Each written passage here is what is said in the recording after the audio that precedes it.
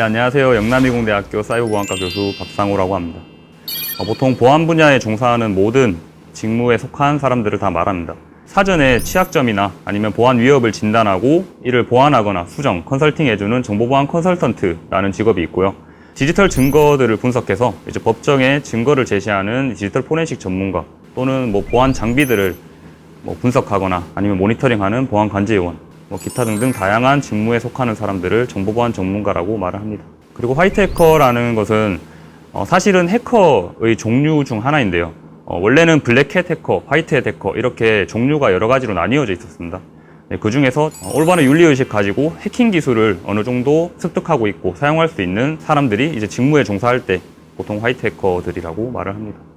보통 드라마나 이런 데 보면 커맨드 창, 그러니까 까만 창에다가 글자만 짜라라락 나오고 엔터만 탁 치면 짜라라락 이렇게 글씨가 나오고 바로 해킹이 됐다 아니면 어떤 게 나왔다 이렇게 보통 말을 합니다.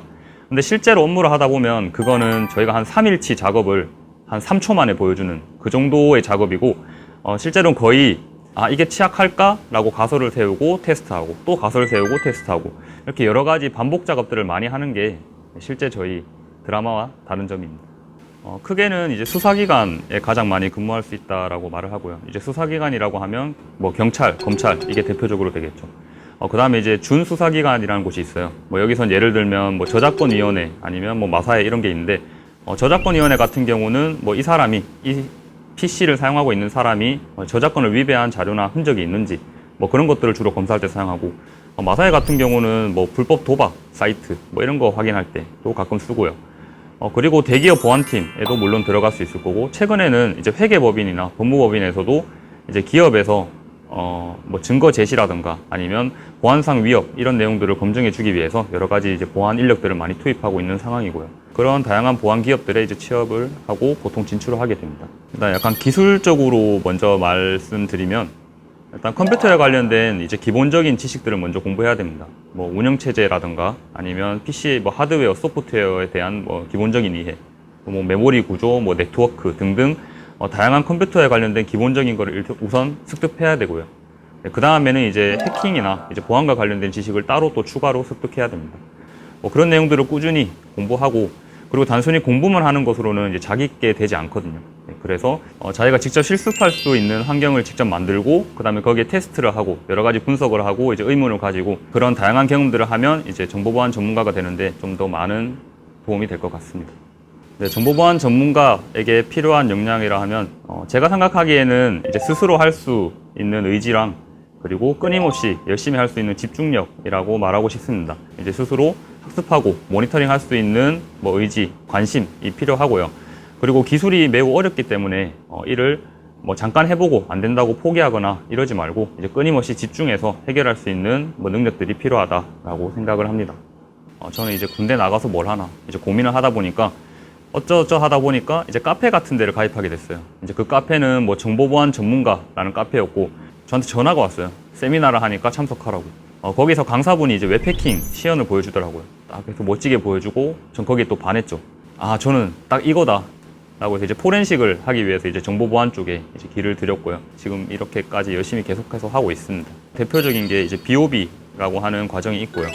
그 과정에서는 150명씩 뽑아서 그 인원들이 훈련하고 1년 내내 이제 훈련하고 프로젝트하고 이렇게 해서 여러 가지 기술들을 배울 수 있는 과정도 따로 마련돼 있고요. 국내 최고 보안 전문가들이 다 모여서 이제 멘토링도 해주고 있고요. 실제로 이제 작년에 데프콘이라고 하는 이제 국제 해킹 대회에서 BOB 출신들이 이제 1등을 해서 세계 1위를 했죠. 그 정도로 매우 위상도 높이고 있고 그런 여러 가지 지원을 해주는 이제 국가적인 보안 인력 양성 과정이 있습니다. 그리고 그거 말고도 이제 국가에서 멘토링과 관련된 여러 가지 이제 정보보안 공부를 할 수 있는 여러 환경들을 제시하고 있습니다.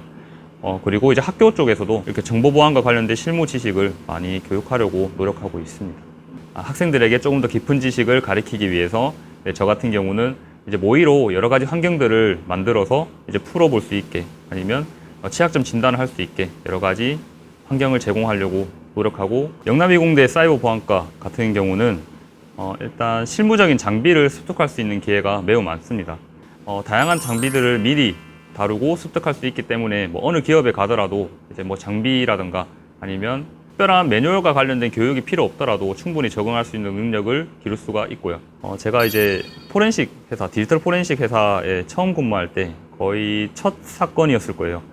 정확하게 말씀드릴 수는 없지만 억울하게 이제 누명을 쓰고 이제 지금 옥에 자신의 오빠가 갇혀 있다. 그래서 이제 거기 USB에서 이제 어떤 증거를 꺼내서 이제 이게 이 사람이 한 게 아니다라고 하는 증거를 저희가 이제 막 분석해서 결과를 제출하면 이제 그 사람이 나올 수 있는 뭐 그런 상황이었어요.